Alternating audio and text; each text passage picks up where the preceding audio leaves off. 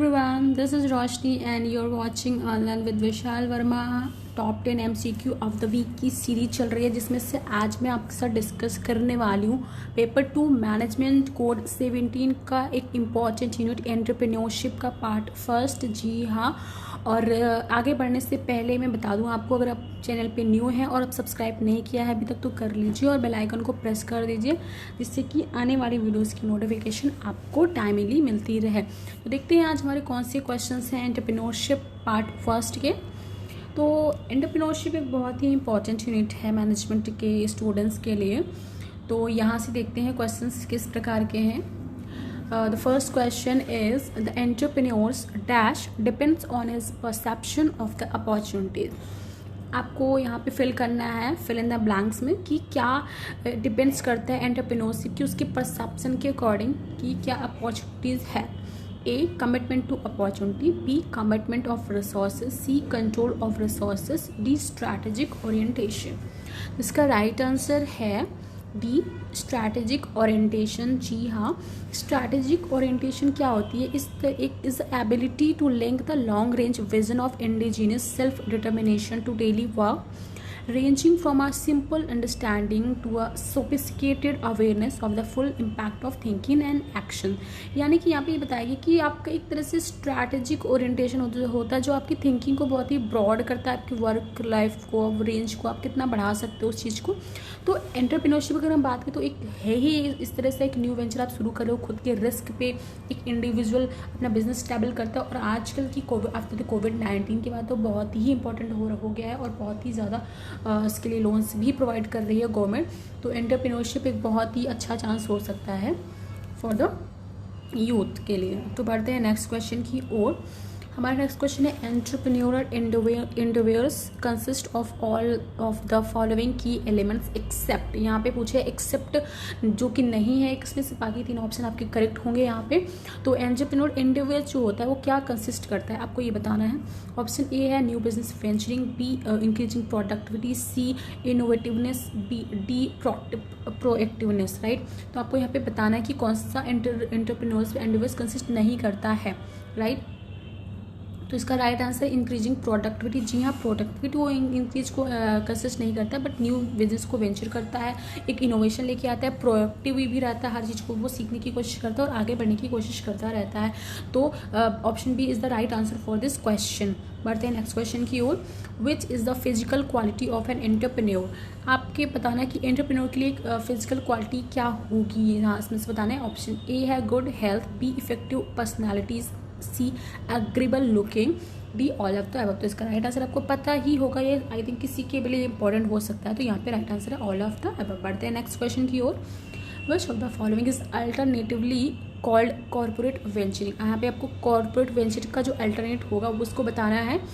Option A है entrepreneurship, option B है इंट्राप्रेन्योरशिप, option C है act of starting a new venture, D offering new product by an existing company. तो इसका right answer है option B. जी हाँ, corporate venturing का अल्टरनेट नेम इंट्राप्रेन्योरशिप होता है।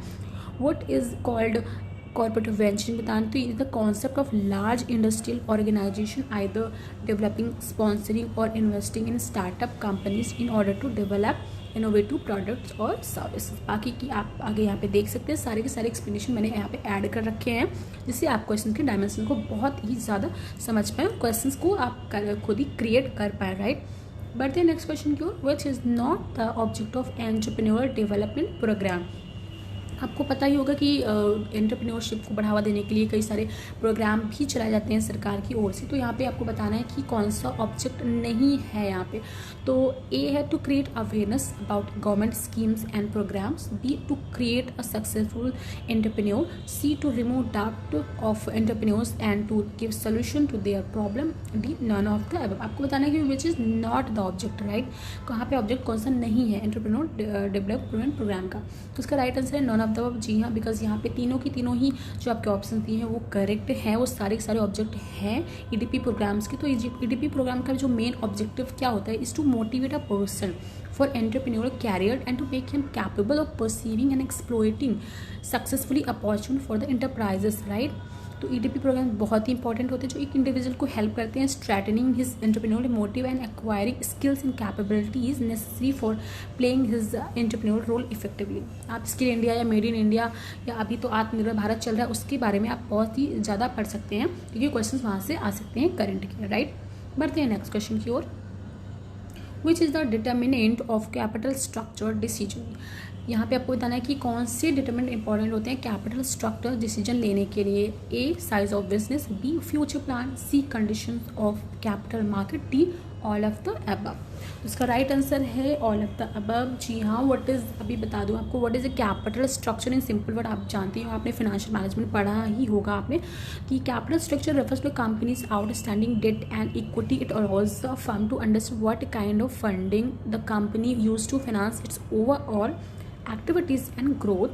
In other words, it shows the proportion of senior debt and subordinate debt and equity common or preferred in the funding. यहाँ पे आपको कैपिटल स्ट्रक्चर में कि कितनी मिक्स कैपिटल आप यूज़ कर रहे हो, आप कौन कितनी डेट यूज़ कर रहे हो, कितना कैपिटल इक्विटी यूज कर रहे हो, यहाँ पे कैपिटल स्ट्रक्चर का मीनिंग ये होता है, राइट।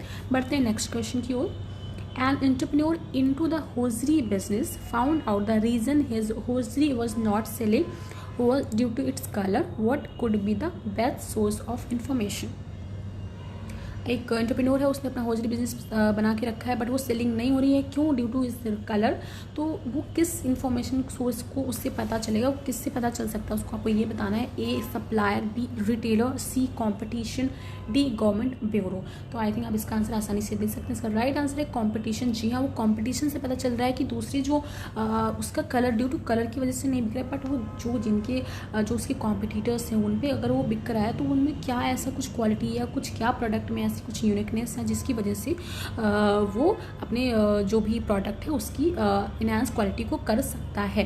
तो ये उससे कंपटीशन से पता चलेगा, राइट। बढ़ते हैं नेक्स्ट क्वेश्चन की ओर। In which of the following situation the company is considered to be on break even point. ये आपको पता ही होगा, हम पढ़ते भी हैं अपने स्ट्रैटेजिक मैनेजमेंट में।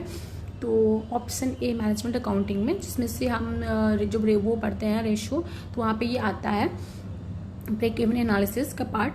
तो ए है no profit no loss, B high profit are higher than expenses, C expenses are higher than profits, D none of the given point. एक कंपनी कब सिचुएशन में होती है, जब वो ब्रेक इवन पॉइंट में होती है, आपको बताना है। तो इसका आंसर है नो प्रॉफिट नो लॉस। जी हाँ, ब्रेक इवन पॉइंट उसे बोलते हैं जब वो no profit and no loss की कंडीशंस में होती है।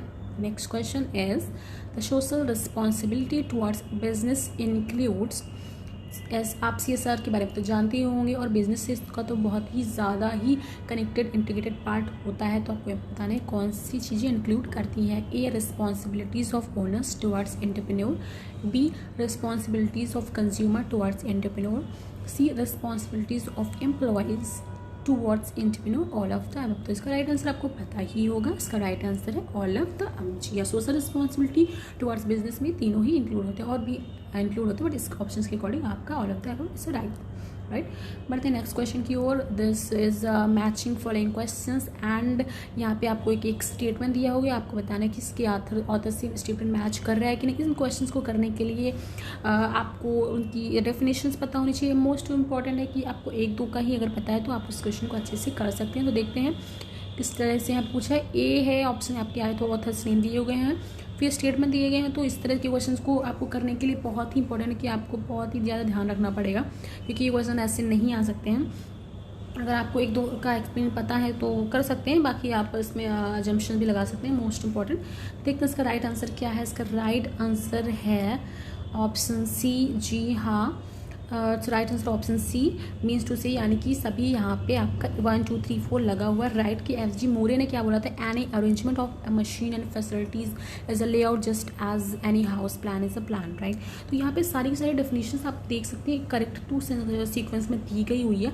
तो इसके क्वेश्चन का ऐसे ही हो पाएंगे। अब बाकी इसका क्वेश्चन का करने का कोई आप तरीका दूसरा नहीं, आपको यहाँ पे लर्न ही करना पड़ेगा। और मोस्ट इंपॉर्टेंटली ऐसे क्वेश्चन की दो देखने को मिलते हैं, बट हाँ आपको करना चाहिए आसानी से। तो बढ़ते हैं आगे।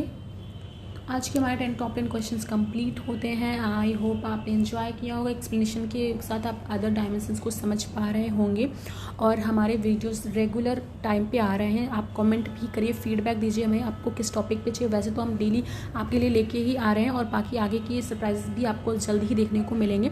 यहाँ पे तो हंसते मुस्कुराते सीखते रहिए और शेयर लाइक सब्सक्राइब कर दीजिए हमारे चैनल को अगर आपने अभी तक नहीं किया है। और आपको स्क्रीन पर नंबर फ्लैश हो रहा है 7007993387। व्हाट्सएप एंड टेलीग्राम का ये नंबर है और unlearn with Vishal Verma channel का नेम है। और बाकी की इन्फॉर्मेशन आपको डिस्क्रिप्शन बॉक्स में मिल जाएगी, वहाँ से आप जाके डायरेक्ट कॉन्टैक्ट जुड़ सकते हैं। तो आज के लिए इतना है, मिलते हैं नेक्स्ट सेशन में। तब तक के लिए thank you so much, have a nice day.